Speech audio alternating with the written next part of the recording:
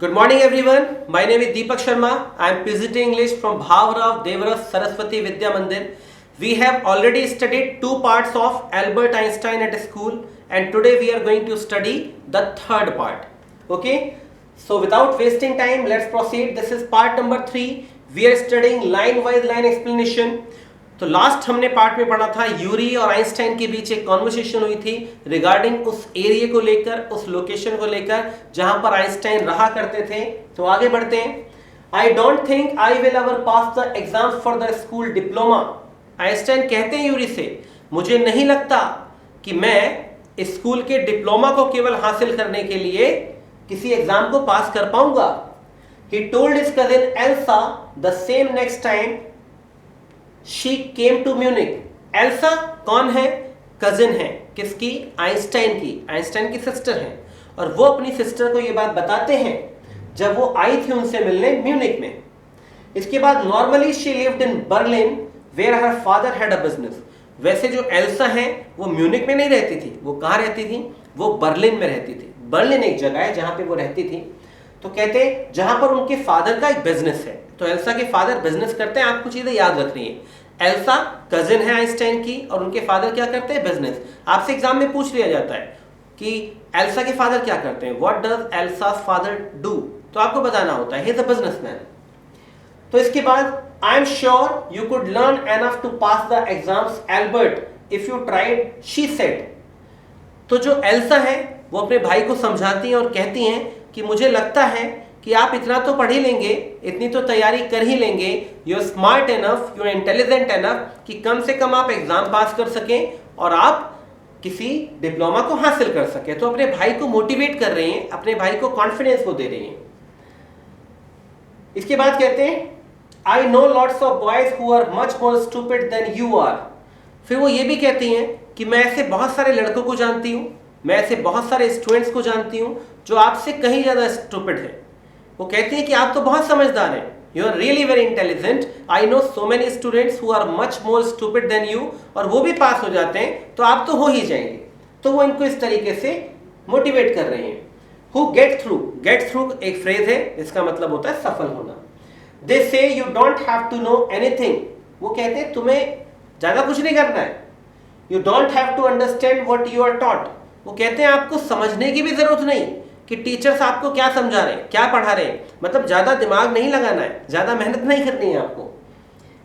Exactly class में होता है, कुछ बच्चे होते हैं, टीचर का भी मकसद होता है कई बार कि बस जैसे तैसे ये पास हो जाए, somehow he can get through, so that is the ultimate motive. So the same the sister Elsa is trying to motivate Einstein.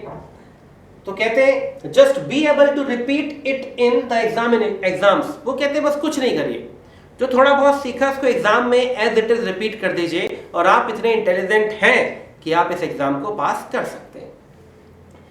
I am no good at learning things by heart. वो कहते हैं भाई मुझसे रटना नहीं होता।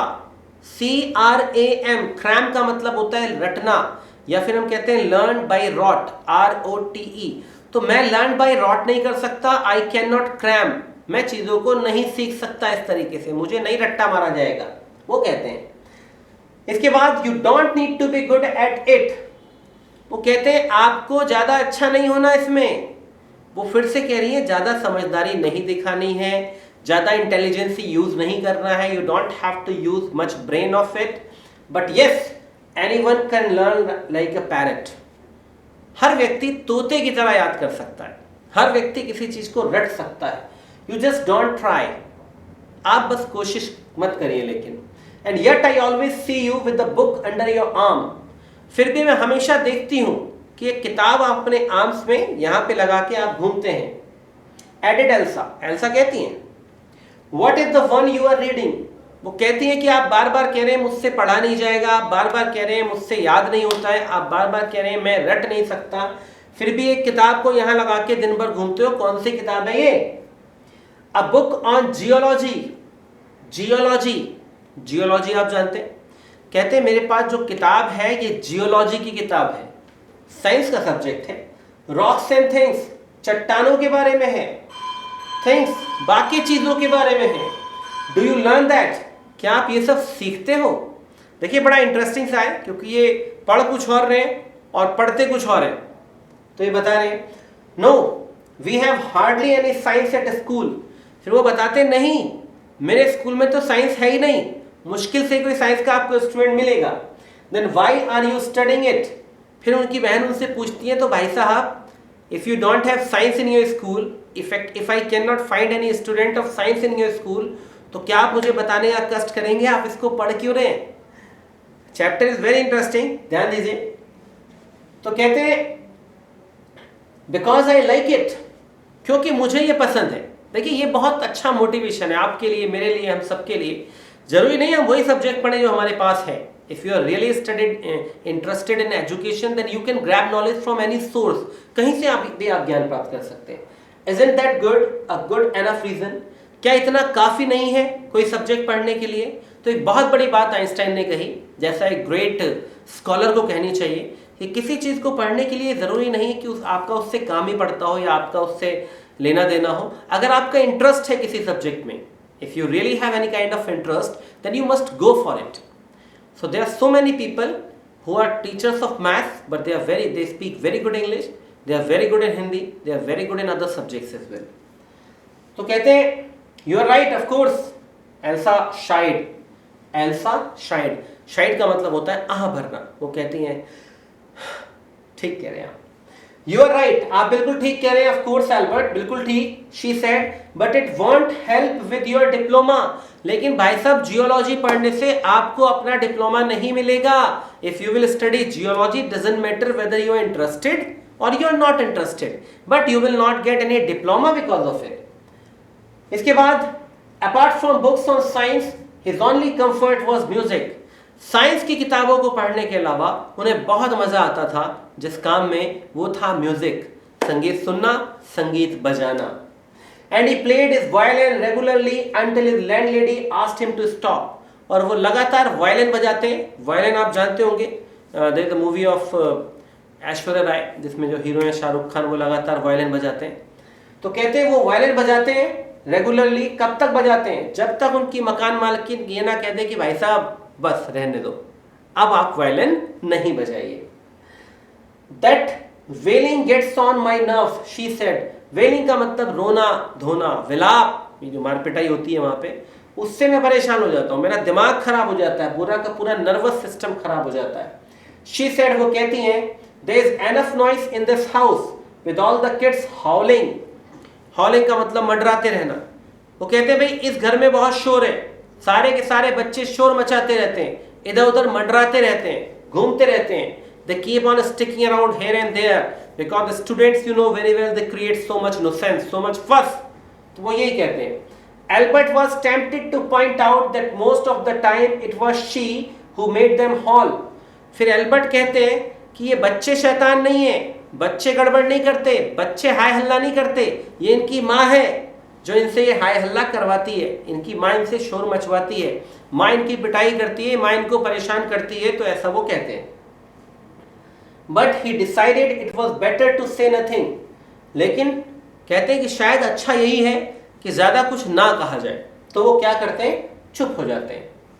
I must get away from here he told Yuri.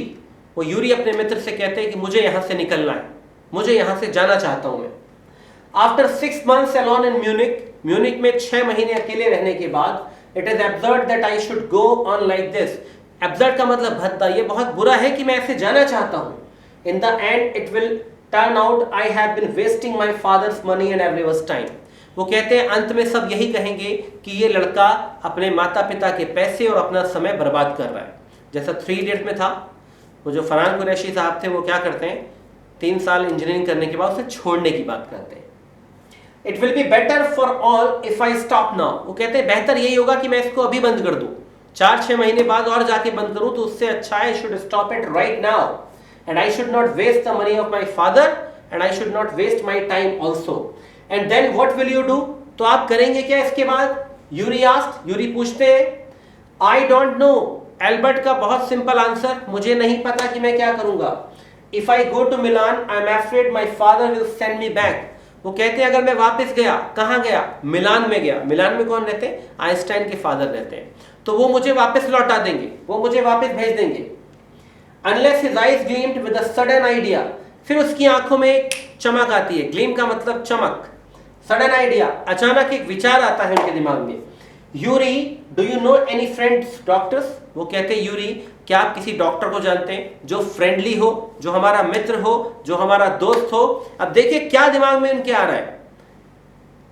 I know a lot of medical students and some of them are friendly. वो कहते हैं मैं कुछ डॉक्टर्स को जानता हूं, मेडिकल स्टूडेंट्स हैं और मेरे अच्छे दोस्त हैं, तो कहते हैं मैं उनको जानता हूं। सेड यूरी, यूरी ऐसा कहते हैं। Doctor, no I have never enough money to go to one, why? इसके बाद कहते हैं लेकिन कभी इतना सारा पैसा नहीं रहा कि मैं डॉक्टर के पास जाऊं। इसके बाद आगे बढ़ते हैं, let's move to the next slide. ये खत्म हो गया हमारा पार्ट नंबर 3। तो बेटा आप इसमें क्या करिए, इसमें कॉन्वर्सेशन है between Elsa and Yuri. So उनके बारे में 2 क्वेश्चन आप खुद फ्रेम करें, try to write the answer. Thank you so much, God bless you.